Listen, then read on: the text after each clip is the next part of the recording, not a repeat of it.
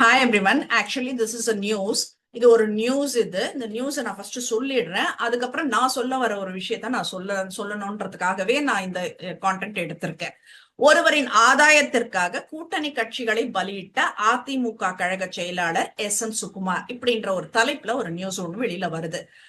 இங்க வேலூர் மாவட்டம் இதெல்லாம் சுத்தி இருக்கிறவங்களுக்கு எல்லாம் வந்துட்டு அது நல்லாவே தெரியும் என்னன்றது. ராணிப்பேட்டை தொகுதியில 2021 போட்டியிட்ட அதிமுக கழக செயலாளரான சுகுமார் காந்தியிடம் தோல்வியுற்றார். சோ மீண்டும் அந்த தொகுதியில போட்டியிட்டு வெற்றி பெற முடியாது அப்படின்னு அவர் மைண்ட் செட் பண்ணதுனால ஆற்காடு தொகுதிக்கு குறி வச்சு காய்களை நகர்த்தியிருக்கார் அப்படின்னு சொல்றாங்க. இதனால கூட்டணி கட்சியான பாமக மாவட்ட செயலாளர் இளவழகன் ஏற்கனவே நாம் தான் வேட்பாளர்னுட்டுன்னு களத்துல தீயா களப்பணி செய்து தயார் செய்து வச்சிருக்கிற இந்த நேரத்துல இப்படி ஒரு ட்விஸ்ட் வச்சது பாமகவினர் மத்தியில ஒரு பின்னடைவை ஏற்படுத்தி இருக்கு. இது அதோடு முடியாம ஷோலிங்கர் சட்டமன்ற தொகுதியையும் திருப்பத்தூர் தொகுதியையும் பாதிச்சிருக்கு.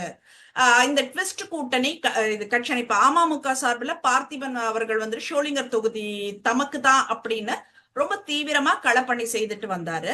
இந்த நிலையில பாமகவும் திருப்பத்தூர் கேட்டுட்டு இருந்தாங்க இவ்வளவு நாள்ல. அதுல இப்ப இந்த ஆற்காடு தொகுதியில நடந்த இந்த மாற்றத்தால மொத்த சீட்டும் கைமாறி குழப்பத்துல கூட்டணி கட்சியினர் புலம்புறாங்க.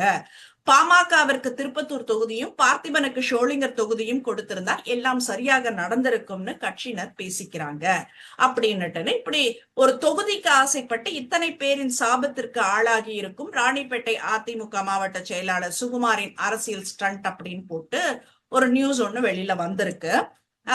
இதுல வந்துட்டு நான் மத்த எல்லா விஷயத்தையும் நான் விட்டுடுறேன். I come to Sholinghur.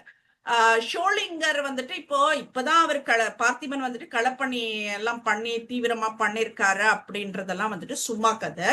அவர் வந்துட்டு ஆரம்ப நாட்கள்ல இருந்தே அவர் களப்பணி மட்டும்தான் செய்யறாரு. களப்பணிக்கு அவ்வளவு முக்கியத்துவம் கொடுத்து நீங்க ஷோலிங்கர்ல போனீங்கன்னா பார்த்திபன் அப்படின்னு சொன்னா யாரும் தெரியாதவங்களே இருக்க மாட்டாங்க.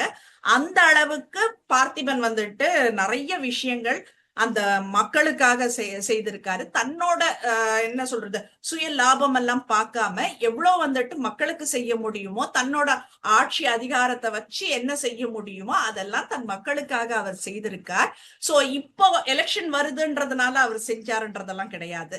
அவர் எந்த கட்சியில இருந்தாலும் அவரோட பணி அந்த மக்களுக்கு சேரணும் அப்படின்றதுல அவர் ரொம்ப முழுசா நம்புறவரு. நான் இது வந்துட்டு பிராக்டிக்கலா நான் பார்த்திருக்கேன். நான் இது அமமுக ஆகட்டும் அதிமுக ஆகட்டும் எந்த கட்சிக்கு போனாலும் அவரு தனிப்பட்ட இப்போ என்ன சொல்றது இன்ன கட்சிக்கு இன்ன சின்னத்துக்கு ஓட்டுன்றத தவிர்த்து ஷோலிங்கருக்கு பார்த்திபன் அவர்களுக்கான ஓட்டு தான் வந்துட்டு அதிகமா இருக்கும்.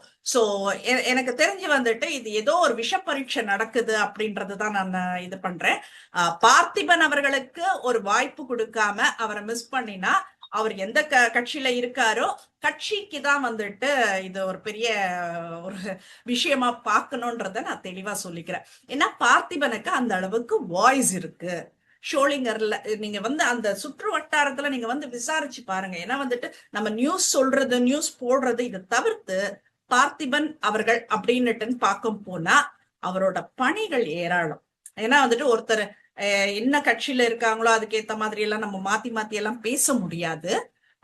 எனக்கு தெரிஞ்சு நான் பார்த்து பார்த்திபன் அவர்களோட உழைப்பு அபாரம். பார்த்திபன் அவர்களோட அந்த மக்கள் நலன் மக்களுக்கு கொண்டு சேர்க்கும் பணி மக்களை மதிக்கிற ஒரு விஷயம் எல்லாமே அவர்கிட்ட இருக்கு. சோ எனக்கு தெரிஞ்சு அவரை மிஸ் பண்றது ஒரு பெரிய உங்களுக்கு தான் வந்துட்டு அது இழப்பு அப்படின்றத நான் சொல்லிக்கிறேன் நான்.